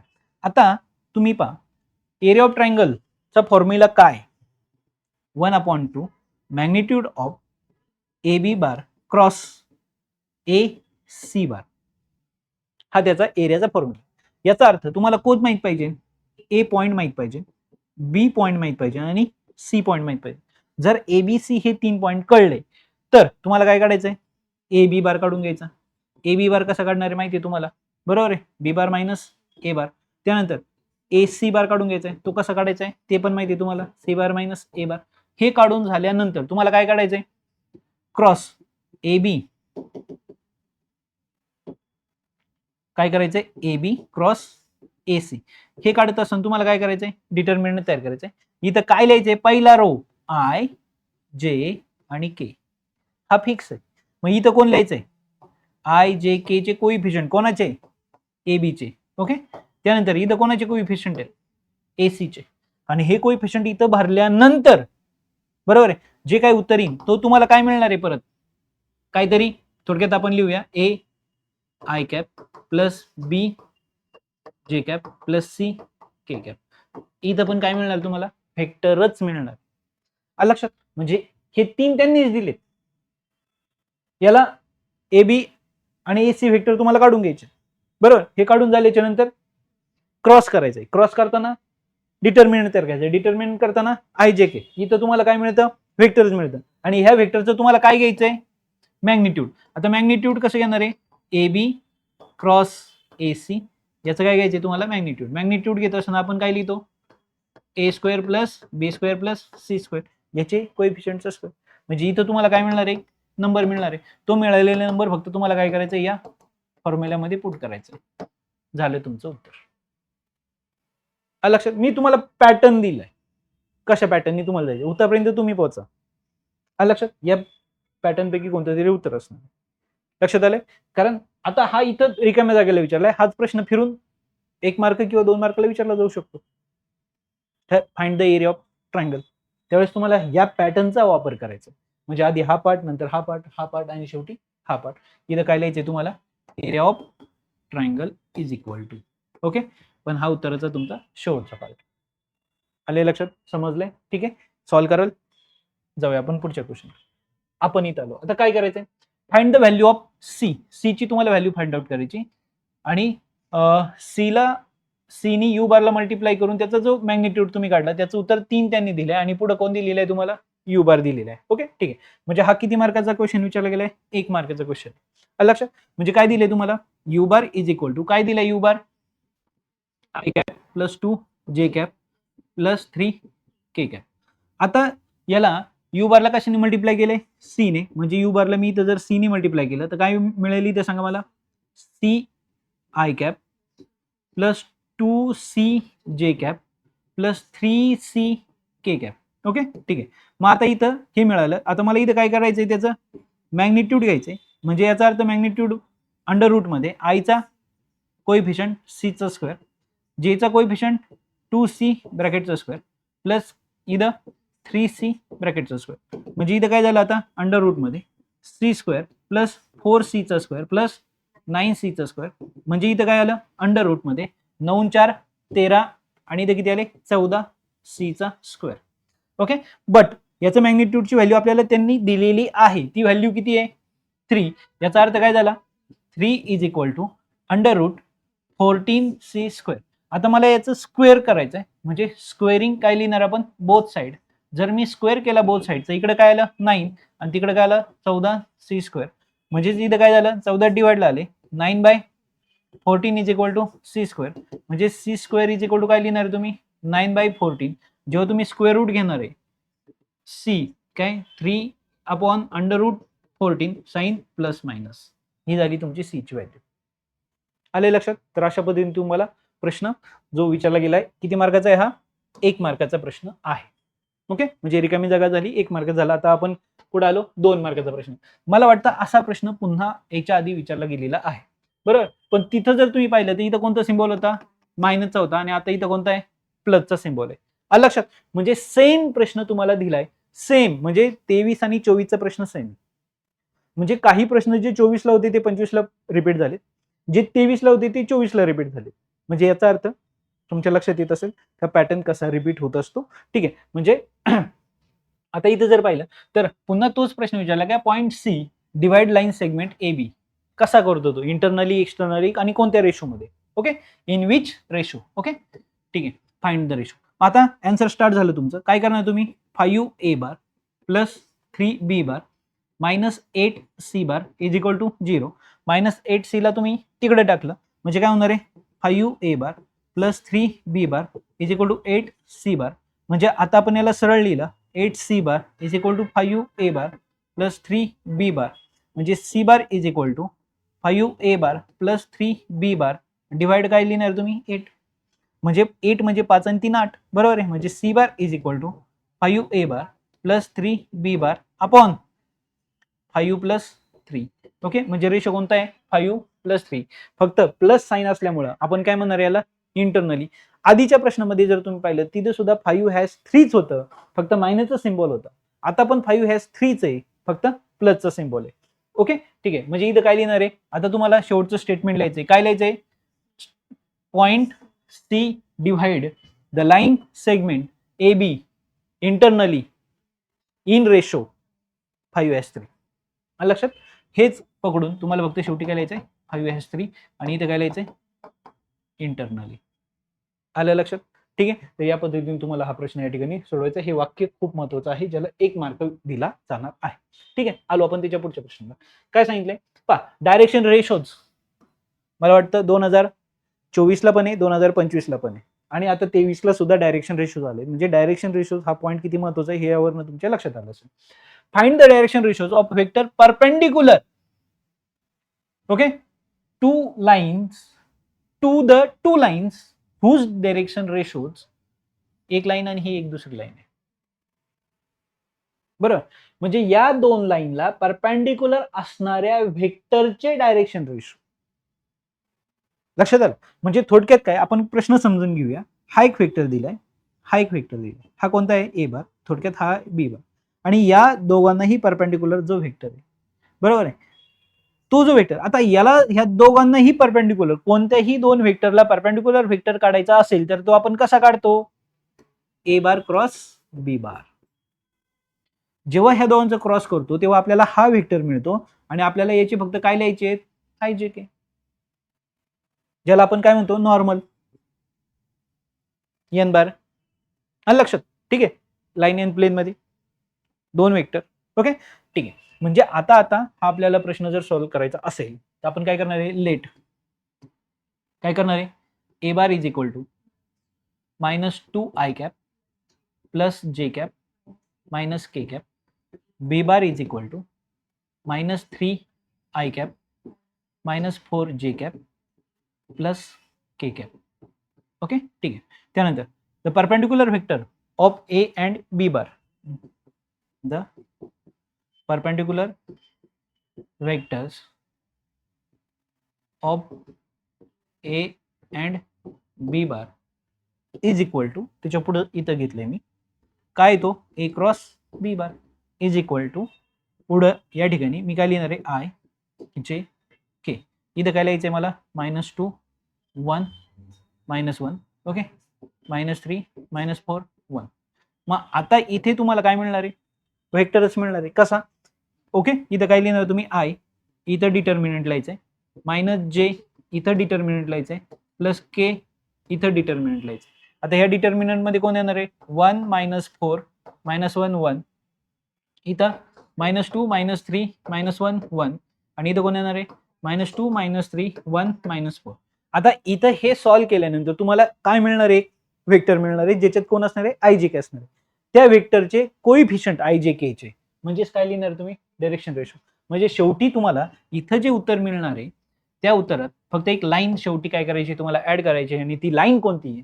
The direction ratios of vector perpendicular to two lines किंवा गिवन लाईन्स आर, त्याचे आयजीके फक्त तुम्हाला इथं लिहायचे. म्हणजे इथून हा पॉईंट फक्त उचलायचा आहे, फाइंड काढून टाकून लिव्हन्स, आणि पुढं आयजीकेचे तुम्हाला लिहायचे. आलं लक्षात? तर निम्मा क्वेश्चन मी या ठिकाणी सॉल्व्ह करून देईल. कोणत्याही दोन वेक्टरचा परपेंडिक्युलर वेक्टर म्हणजे दुसरा तिसरा काय नाहीये, त्या दोघांना कशाला टाकायचं? क्रॉसला टाकायचं. कोणत्याही दोन वेक्टरला क्रॉसला टाकलं तर जो वेक्टर मिळतो तो वेक्टर आधीच्या दोन्ही वेक्टरला काय असतो? परपेंडिक्युलर असतो. ओके, म्हणजे ही कन्सेप्ट तुम्हाला या ठिकाणी काय करायची? लक्षात ठेवायची. आता त्यानंतर पुन्हा एकदा प्रूव्ह दॅट, म्हणजे तुम्ही जर पाहिलं तर आता 2023 चाललंय, 24 ला एक थेरम आला. ओके, तो थेरम कोणता होता? हा एक वेक्टर आहे, हा एक वेक्टर आहे, हा एक वेक्टर आहे, आणि हे दोघं कोप्लॅनर आहे ते दाखवा. त्यानंतर कोणता आला? दुसरा सेमी सर्कल वाला. ओके, सर्कल मध्ये हाफ याच्यामध्ये होणारा, ओके, तो आला होता. आता तिसरा थेरम तुम्हाला विचारला गेला, कोणताही theorem? Prove that the volume of tetrahedron with coterminous edges A bar B bar C bar. Okay, म्हणजे हे तुम्हाला काय करायचंय? प्रूव्ह करायचंय का टेट्राहायड्रॉनचा जो व्हॉल्यूम आहे तो या पॅटर्न मध्ये आहे, आणि तो हे प्रूव्ह करून झाल्यानंतर फाइंड द व्हॉल्यूम, तुम्हाला व्हॉल्यूम पण काढायचं. ओके, टेट्राहायड्रॉनचं का ए बार बी बार आणि सी बार तुम्हाला काय गिवन आहे. आता व्हॉल्यूम काढायला तुम्हाला अडचण नाहीये. का अडचण नाहीये? कारण तुम्हाला सरळ कोण कोण दिले? ए बार बी बार सी बार. म्हणजे जर आता आपण अर्धी पुढच्या प्रश्नाचा विचार करतोय, नंतर आपण थेरम पाहणार आहे. ओके, ठीक आहे. काय करायचंय मला बघते इथं? Volume of tetrahedron is equal to 1/6. इथं काय लिहिणार तुम्ही? A bar B bar C bar 1/6. इथं काय लिहायचे तुम्हाला? डिटर्मिनंट. इथं काय लिहायचे? ए चे आय जे के 1 2 3. ओके, वाटल्यास आपण इथं लिहून ठेवू. काय लिहायचे तिथे मला? 1 2 3. त्यानंतर काय? -1 1 2, आणि नंतर काय लिहायचे? 2 1 4. पण हे लिहिण्याआधी मला सांगावं लागणार आहे ए बार कोण आहे, बी बार कोण आहे, सी बार कोण आहे. डायरेक्ट मी हे वापरू नाही शकत. ते बार सांगून झाल्याच्या नंतर मला इथं वापरायचंय. इथं मला काय मिळणार आहे? व्हॅल्यू मिळणार आहे. ओके, याचं उत्तर तुम्ही सहजरित्या खाली फाइंड आउट करू शकता. ओके, मग आता विषय राहिलाय कोणाचा? थेरमचा. मग थेरम तुम्हाला या पद्धतीने टेट्राहायड्रॉनचा थेरम आहे. ओके, जसा दिलाय तसंच तुम्हाला काय करायचं आहे? लर्न करा. म्हणजे हा थेरम तुम्हाला आयएमपी आहे, जो तुमच्या बुकमध्ये सॉल्व्ह करून दिलेला आहे त्यांनी. ओके, ठीक आहे. मग आता याला काय म्हणलं? ओ ए बार. ओ ए बार म्हणजे A bar B bar O C बार. कळलंय तुम्हाला? ओके, हा एक, हा एक, हा एक, बरोबर आहे. हा कोण आहे? बी. हा कोण आहे? सी. हा कोण आहे? ए. बी आणि सी चं क्रॉस केलं तर कोण मिळतो तुम्हाला? त्याचा परपेंडिक्युलर. ओके, ठीक आहे. मग आता हे झाल्यानंतर व्हॉल्यूम ऑफ टेट्राहायड्रॉन काय formula? 1/3 area of base OCB. ओसीबीचा काय काढला तुम्ही? एरिया, आणि एरियाला कशाने मल्टिप्लाय केलं? हाईटने. हा त्याचा बेसिकचा फॉर्म्युला. कोणत्याही डायग्रामचा व्हॉल्यूम काढताना त्याच्या बेसच्या एरियाला फक्त आपण कशाने मल्टिप्लाय करतो? हाईटने मल्टिप्लाय करतो. ओके, मग आता प्रश्न राहिलाय का त्याचा काय लिहायचं? इथं बेस लिहायचंय, आणि इथं आपल्याला काय लिहायची? त्याची हाईट लिहायची. आता पहिल्यांदा एरिया ऑफ बेस. ओके, पहिल्यांदा आता इथं आलो. एरिया ऑफ बेसचा फॉर्म्युला काय? एरिया ऑफ ओबीसी काय लिहिला? 1/2 बी क्रॉस सी चं मॅग्निट्यूड. ओके, आपण कुठं पाहिलं होतं? Area of triangle. Area of triangle पुन्हा विचारला गेलेला आहे पहा. Area of triangle. Area of triangle म्हणजे काय? ए बी बार बी सी बार आपण पाहिलं होतं. ए बी आणि ए सी ह्या दोघांचं काय करायचं? क्रॉस करायचं, आणि त्याचं काय काढायचं? मॅग्निट्यूड. मग आता तुम्ही जर पाहिलं तर ओ बी सी हा जो ट्रायंगल आहे खाली, तिथं हा कोणता आहे? बी वेक्टर आणि हा कोणता आहे सी वेक्टर, बरोबर. म्हणजे ओबी वेक्टर आणि ओसी वेक्टर यांचं काय केलं क्रॉस केलं आणि त्याचं मॅग्निट्यूड काढलं, त्याला 2 बाय ने मल्टिप्लाय केलं, तुम्हाला काय मिळाला एरिया ऑफ ट्रायंगल. म्हणजे ह्या गोष्टीचा विषय संपला. मग आता राहिला कोणाचा हाईट. हाईट कोणती आहे एपी. एपी ही तुम्हाला काय करायची हाईट काढायची.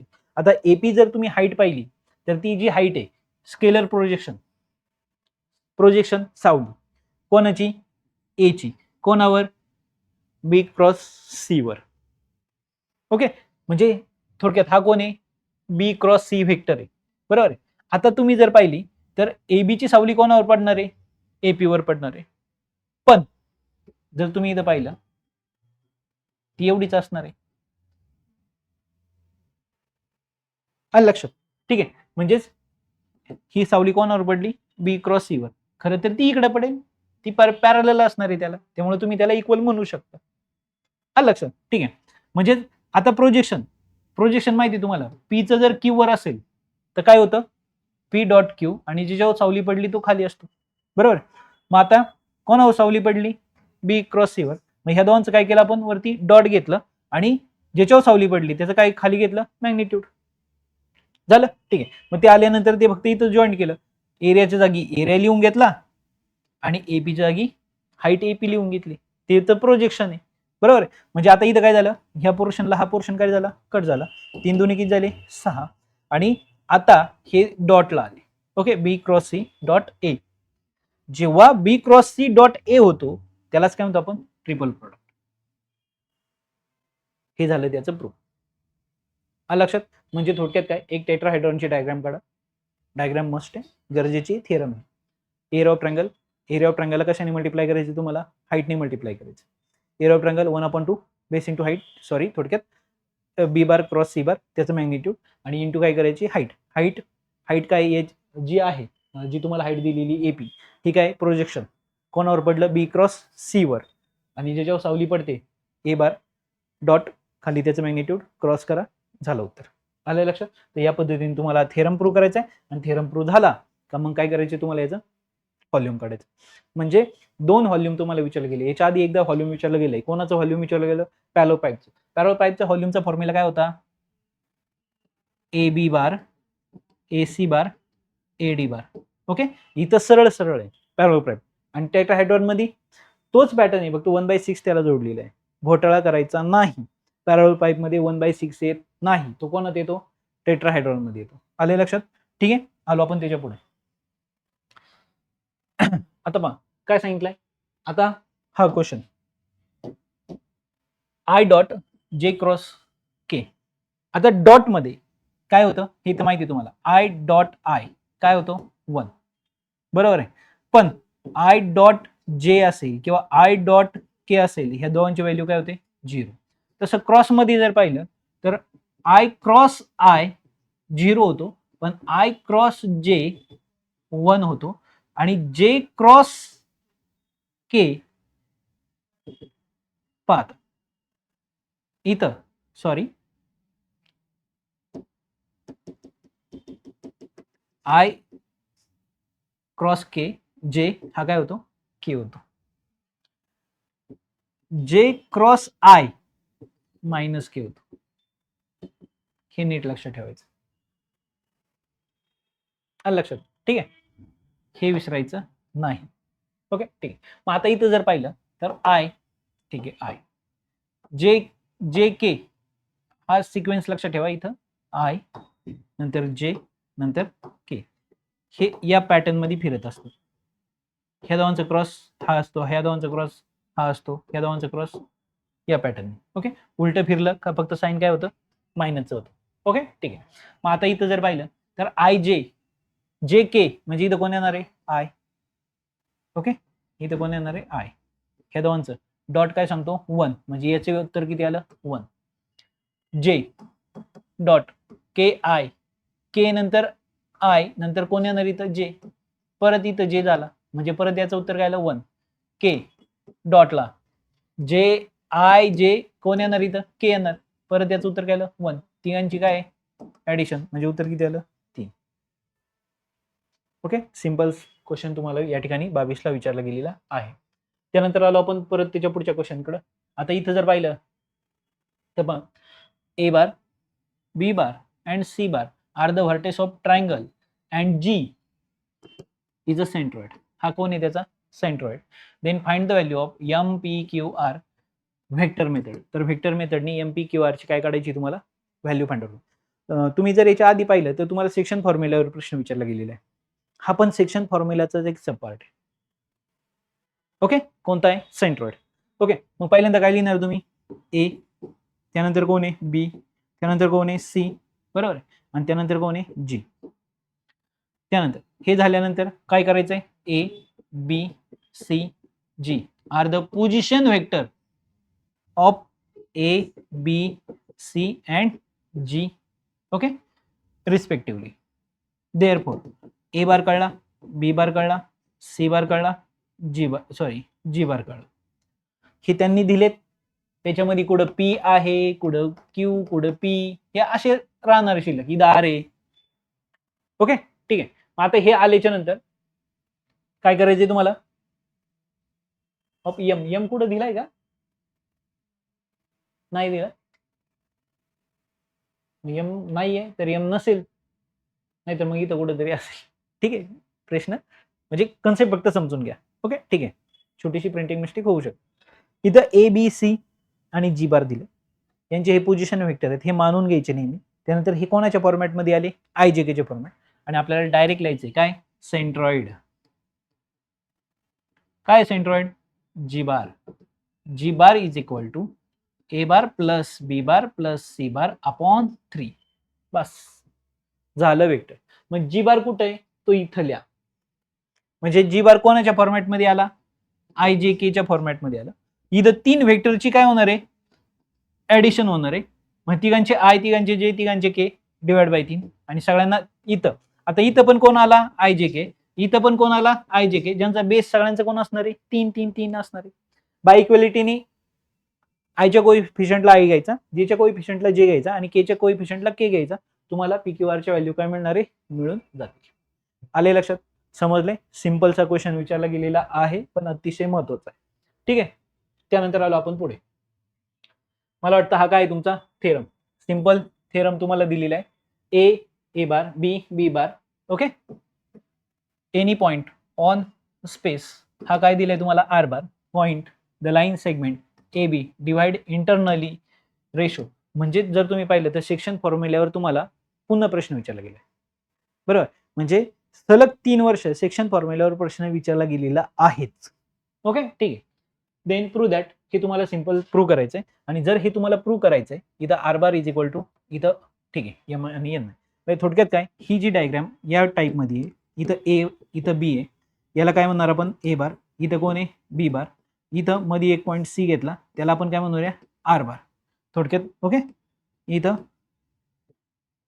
पॉईंट काय घेतला हो, कोणत्या रेशोमध्ये डिवाइड केलं त्यांनी एम अपॉन एन. म्हणजे इथं जर तुम्ही पाहिलं तर ए सी ला कशामध्ये डिवाइड केलं A C upon C B is equal to काय एम बाय एन. म्हणजे एन कोणाला मल्टिप्लाय लागे. आता एसी म्हणजे काय म्हणू शकता तुम्ही त्याला सी मायनस ए बार, बरोबर आहे. ओके, ठीक आहे, इज इक्वल टू सी म्हणजे आर बार ना, आता सीला पण आर बार म्हटलं. ओके, म्हणजे ए सी म्हणजे काय आर बार मायनस ए बार, त्याला कोण मल्टिप्लायला आला एन, आणि इकडे कोण गेला एम, कोणाला मल्टिप्लायला गेला बी बार मायनस आर बार. म्हणजे आता इथं काय झालं n R bar minus n A bar is equal to M B bar minus m R bar. मग एमला इकडे उचलून घ्या, याला इकडे उचलून टाका. मग इथं कोण राहिला M R bar plus N R bar, बरोबर आहे. हा इकडे उचलून आणला. तिकडे कोण आहे M B bar plus N A bar, बरोबर. दोघांमधनं कोणाला कॉमन काढलं आर बारला कॉमन काढलं. कोण राहिलं तिकडं इथं सॉरी आर बारला कॉमन काढल्याच्या नंतर आतमध्ये कोण राहिलं एम प्लस एन. तिकडे कोण आहे M B bar plus N A bar. Okay, हा कशाला गेला त्याला डिवाइडला झाला तुमचा थेरम प्रूव्ह. पहिल्यांदा फक्त डायग्रामचं वर्णन करा. आलं लक्षात. मग हा जो थेरम आहे हा कसा आहे तर तुम्हाला लिहायचा आहे तो या पद्धतीने. आलं लक्षात, सिंपल. हा तुमचा थेरम आहे, हा तुमचा रेशो आहे. पहा AC अपॉन RB, जो आपण C घेतला होता त्यांनी काय घेतलाय R, तुमच्या मनावर आहे. ओके, O हा A बार, हा B बार, हा R बार, आपण फक्त इथं C ला R बार म्हटलं होतं, जो मी त्याला C बार पण म्हणू शकतो. ओके ठीक आहे. बाकी M अपॉन N, मग हे माहिती आहे तुम्हाला, सिंपल तीच पॅटर्न आपण करत गेलो, आलो इथपर्यंत. हा थेरम तुम्हाला विचारला गेलेला आहे सेक्शन फॉर्म्युला. ओके ठीक आहे, म्हणजे सेक्शन फॉर्म्युलेचे प्रश्न सलग 3 वेळा आलेले आहेत. आता एक्सटर्नली सुद्धा विचारला जाऊ शकतो. ओके ठीक आहे. त्यानंतर परत थेरम, म्हणजे ह्या वर्षी 2 थेरम विचारले गेले. ओके, काय थेरम आहे? Using vector prove that the altitude of triangle are concurrent. Altitude म्हणजे काय? ट्रायंगलच्या हाईट. ट्रायंगलला किती हाईट असतात? ट्रायंगलला 3 हाईट असतात. ओके, कोणताही ट्रायंगल जर घेतला तर त्याला ही एक हाईट झाली ह्या पॉईंट मधनं जाणारी, किंवा तुम्ही ही एक हाईट आणि ही एक हाईट, आणि ट्रायंगलच्या हाईट ह्या काय असतात? कॉन्करंट. कॉन्करंट म्हणजे काय? एकाच बिंदूमधून जातात. हे आपल्याला फक्त काय करायचंय? प्रूव्ह करायचंय. ओके, मग त्यासाठी आपण पहा, हे जर तुम्हाला इथं फार मोठं दिसत असलं तरी हे फार मोठं नाहीये. जर तुम्ही हे वाचलं तर तुमच्या लक्षात येईल, आणि एवढे लिहायची गरज नाही. हे मी का दिलंय तुमच्या लक्षात यावं का? डायरेक्ट प्रूव्ह दॅट विचारले गेले. म्हणजे हे जे प्रूव्ह दॅट आहेत हे सगळे कुठून येत आहेत? Solve example. लक्षात आलं? तुमच्या एक्झरसाइजच्या आधीचा जो सॉल्व पार्ट आहे तिथून सर्वात जास्त प्रश्न विचारले गेले. म्हणजे जो थेरम विचारला जातोय तो तर तिथूनच येतो. मुद्दाम द्यायचं कारण हे असं आहे का तुम्हाला कळलं पाहिजे का अरे हे डायरेक्ट कुठे? Example 12 prove that. म्हणजे तुम्हाला जे आतापर्यंत गेल्या 3-4-5 वर्षात जे थेरम विचारले गेलेत हे थेरम कुठून आलेले आहेत? सगळेच्या सगळे सॉल्व एक्झाम्पल. फक्त एकच जो थेरम आहे तुमचा काय? सेमी सर्कलचा, तो तुमच्या एक्झरसाइज मधून उचलला गेला. अदरवाईज हे प्रश्न विचारले कुठून जातात? सॉल्व. म्हणजे व्हेक्टर मध्ये जर तुम्ही पाहिलं तर जवळजवळ 50% प्रश्न हे कुठून विचारले जातात? सॉल्व एक्झाम्पल मधून विचारले जातात, अदरवाईज एक्झरसाइज. ओके, त्यामुळे सॉल्व एक्झाम्पल खूप खूप आणि खूप महत्वाची आहे. आता इथं पहा, जर तुम्ही इथं पाहिलं तर सिंपलच आहे. काय दिलंय? Let A B C are the vertex of triangle. A D B E आणि सी हे काय त्याच्या अल्टिट्यूड आहेत. ओके, त्यानंतर triangle A B C D. आता ही अल्टिट्यूड याला परपेंडिक्युलर, ती त्याला परपेंडिक्युलर, ती त्याला परपेंडिक्युलर. त्यानंतर हे सगळे पॉईंट काय? त्यांचे पोझिशन वेक्टर. म्हणजे अल्टिट्यूडचे पण आहेत आणि पॉईंटचे पण आहेत, बरोबर आहे, रेस्पेक्टिव्हली. त्यानंतर पी हा काय त्यांचा? कॉन्करंट पॉईंट आहे, अल्टिट्यूड. आता इथे घेताना फक्त तुम्ही दोघांचा वापर करणार आहे. काय दाखवलं तुम्ही? का एपी परपेंडिक्युलर बीसी, म्हणजे काय दाखवलं तुम्ही? ए पी ही बीसी ला काय? परपेंडिक्युलर. एपी एडी परपेंडिक्युलर म्हणजे एपी आलीच, बरोबर आहे. म्हणजे असं तुम्ही म्हणताय का एडी ही कोणाला परपेंडिक्युलर आहे? बीसी ला, बरोबर. आणि त्याच्या वेळेस तुम्ही काय म्हणताय? बीपी म्हणजे थोडक्यात बीई कोणाला परपेंडिक्युलर आहे? एसी ला. ह्या दोघांचा तुम्ही काय करणार आहे? वापर करणार आहे. आणि ह्या दोघांचा वापर करून तुम्ही प्रूव्ह करणार आहे का सीएफ ही एबी ला काय? परपेंडिक्युलर. मग घेताना तुम्ही उचलल्यात ह्या, ही याला परपेंडिक्युलर, ही याला परपेंडिक्युलर, आणि ऍट द एंड तुम्ही प्रूव्ह काय करणार? सीपी ही कोणाला परपेंडिक्युलर होणार आहे? ए बी ला परपेंडिक्युलर होणार. ते आपोआप प्रूव्ह होईल पुढे जाऊन. इथपर्यंत तर कळलं? ठीक आहे. मग आता हे घेतल्यानंतर इथं तुम्हाला काय घ्यायचंय पहा, ही जर एपी बी सी ला परपेंडिक्युलर आहे, आताच आपण पाहिलं, जर ही त्याला परपेंडिक्युलर आहे तर त्यांचं डॉट प्रॉडक्ट काय यायला पाहिजे? 0. जर त्यांचं डॉट 0 येत आहे इथं काय आलं? डॉट काय आलंय त्यांचं? 0. यांचं पण डॉट काय येणार आहे? 0. म्हणजे इथं काय आलं? P minus a c minus b 0. Same pattern. Okay, is equal to 0. मग आता इथं जर पाहिलं तर पी ने सी ला गेलं मल्टिप्लाय, पी याला गेला, याला गेला, तर नंतर ए आला, हे इथं आले. सेम पॅटर्न इकडे पण झालं, बरोबर. पी याला गेला, याला गेला, हा याला गेला, याला गेला. हा लक्षात? ठीक आहे. आता ही दोन इक्वेशन मिळाली तुम्हाला का ज्यांची व्हॅल्यू काय? 0 आहे. आता ही दोन इक्वेशन काय करायची तुम्हाला? सबट्रॅक्ट करायचं. कारण काही ठिकाणी तुम्ही जर पाहिलं तर A B vector B A vector एकमेकाला काय होऊ शकतात? कॅन्सल होऊ शकतात. पण दोघांचं साईन काय? प्लस आहे. एकाचं प्लस आणि एकाचं काय पाहिजे? मायनस पाहिजे, तरच एकमेकाला काय होऊ शकतात? ते कॅन्सल होऊ शकतात. मग हे एकमेकाला कॅन्सल करण्यासाठी आपल्याला काय करावं लागणार आहे? सबट्रॅक्शन करावं लागणार. सबट्रॅक्शन करत असताना आता जे सेम आहेत हा याला कट झाला, बरोबर आहे. आता 2 फ्रॉम, ओके, म्हणजे हे तुम्ही कोणातून? याच्यातून मायनस करताय, म्हणजे पी ए हा मायनस तसाच राहणार आहे, याचं साईन चेंज होणार. तो काय झाला? प्लस. बा बी सी तसाच राहिला मायनस वाला, प्लस AC, याचं साईन चेंज झालं. कळलं इथपर्यंत? हे तर बेसिकच होतं. ओके, इथं आलो फक्त सेपरेट करून. आता हे आल्याच्या नंतर इथून कोणाला कॉमन काढला तुम्ही? P ला, म्हणजे आतमध्ये कोण राहिला? B मायनस ए, मायनस असल्यामुळे त्याला मागे ठेवलं. इथून कोणाला कॉमन काढलं? C ला, म्हणजे इथं कोण राहिला परत? B मायनस ए, बरोबर. मायनस सी कॉमन का काढला? कारण इथं काय झालं पाहिजे? मॅच झालं पाहिजे, बरोबर. म्हणजे B मायनस सी ला आपण परत काय करू शकतो? ओके, B मायनस सी, इथं कोण राहिला? P मायनस सी, आणि यांचं काय आलं? डॉट. मग आता P मायनस सी म्हणजे CP आणि AB, म्हणजे CP कोणाला परपेंडिक्युलर आला? AB ला. आणि तेच तर आपल्याला प्रूव्ह करायचं होतं. CP कोणाला परपेंडिक्युलर आला? AB ला. म्हणजे तुम्ही घेतले ह्या दोन लाईन आणि पोचला तुम्ही ह्या इकडं. आलं लक्षात? ठीक आहे. आणि इथं जर पाहिलं तर हे बेसिक डायग्रामचं वर्णन आहे, ही काय आपल्याला लिहायची गरज नाही. आलं लक्षात? समजलंय? नक्की? डन. आलो आपण त्याच्या पुढच्या प्रश्न. आता पहा, 2020चा प्रश्न आहे. काय प्रश्न आहे? If triangle ABC is right angle triangle. ABC हा त्यांनी सांगितलंय, ABC हा काय? राईट आहे. म्हणजे आता आपल्याला इथे डायग्राम ड्रॉ करून घ्यायची. इथं काय लिहायचं? ABC ऍट B ला आहे. ओके, ठीक आहे, B ला. वेअर A चे कोऑर्डिनेट त्यांनी दिलेत, B चे पण कोऑर्डिनेट त्यांनी दिलेत, आणि C चे पण कोऑर्डिनेट त्यांनी दिलेत. Then find the value of X. X म्हणजे कुठेतरी एका ठिकाणी X आलेला आहे. आता जर तुम्हाला ABC चे कोऑर्डिनेट माहित आहेत, तर आपण काय करू शकतो त्याला? A बार, B बार आणि C बार. त्या कोऑर्डिनेटवरनं IJK च्या फॉर्मॅटमध्ये आपण त्याला कन्वर्ट केलं. ओके, फक्त आपल्याला काय लिहायचंय? पॉइंट ABC आर द नाही काय म्हणू शकतो? In triangle ABC at point B 90 degree. त्यानंतर A bar, B bar, C bar are position vector of point ABC. ते लिहून झाल्यानंतर A बार, B बार आणि C बार तुम्ही काय काढलं? लिहून काढलं. लिहून काढल्यानंतर तुम्हाला त्याच्या पुढची स्टेप काय लिहायची आहे? BA बार कोण काढून घ्यायचा? BA बार. कसा काढणार? A मायनस B बार. आणि त्यानंतर CB बार. सॉरी एकच पॅटर्न ठेवा, एक तर आतमध्ये येणार नाही तर बाहेर जाणार. ओके, ठीक आहे. मग आता इथं काय? इकडं हा घेऊ आणि हा इकडं आणू, म्हणजे कोण काढून घेणार तुम्ही? AB बार. त्यानंतर CB बार. म्हणजे इथं काय झालं? B मायनस A बार आणि इथं B मायनस C बार. हे काढून घेतले तुम्ही. इथं एक IJK मिळाली, इथे काय IJK मिळाली. आता तुम्हाला फक्त काय करायचंय?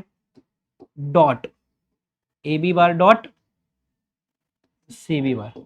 इथे एक IJK, इथे एक IJK, बरोबर. यांचं डॉट करायचंय. डॉट करत असताना I into I, J into J, K into K एवढंच होतं. आलं लक्षात? ठीक आहे. म्हणजे इथं तुम्हाला एक काय मिळणार आहे? बरोबर. पण आता गंमत अशी आहे की याचं जे डॉट आहे ते काय दिलंय तुम्हाला? काय असलं पाहिजे? 0. का? कारण सरळ सरळ आहे. काय? AB परपेंडिक्युलर कोण आहे? CB. आणि हे कुठे आहे तुम्हाला? गिवन. जर ते गिवन आहे तर त्यांचं डॉट प्रॉडक्ट काय आलं पाहिजे? 0 आलं पाहिजे. याची व्हॅल्यू 0 आहे. इकडे तुम्हाला कॅल्क्युलेशन करून कुठेतरी काय राहणार आहे? X राहणार आहे, आणि तो खाली सॉल्व्ह करताना तुम्हाला भेटून जाणार. आलं लक्षात? मी फक्त पॅटर्न सांगितलाय. ह्या व्हॅल्यू तुम्हाला इथं भरायच्यात. सेम पॅटर्न आहे, म्हणजे ते उचला, त्याला IJK लावा, पोझिशन वेक्टर मिळतात, ABBC बार काढा आणि ते फक्त डॉट तिथे टाका, कारण त्यांनी सांगितले तो राईट आहे. आले लक्षात? तर या पॅटर्ननी तुम्हाला हा प्रश्न काय करायचा आहे? सोडवायचा आहे. तर या ठिकाणी तुमचे 2025 पासून ते 22 पर्यंतचे सर्व PYQ आपण या ठिकाणी घेतलेले आहेत. पण जर तुम्ही पाहिलं तर तुम्हाला काय काय विचारलं जातं? एक थेरम कंपल्सरी विचारला जातोय, त्यानंतर डायरेक्शन रेशो, डायरेक्शन कोसाइन, त्यानंतर जर तुम्ही पाहिलं सेक्शन फॉर्म्युला, त्यानंतर सेंट्रॉइड, त्यानंतर व्हॉल्यूम, पॅरोल पाईप, त्यानंतर टेट्राहायड्रॉन. ओके, बाकी मात्र सगळ्यांचा पॅटर्न सेमच आलेला आहे. ठीक आहे. तर या ठिकाणी तुमच्या या मॅथचा सर्वात मोठा टॉपिक आणि त्याचे सर्व PYQ आपले कंप्लीट झालेले आहे. नेक्स्ट टॉपिक आपला लाईन अँड प्लेन असेल. ओके, ठीक आहे, बाय.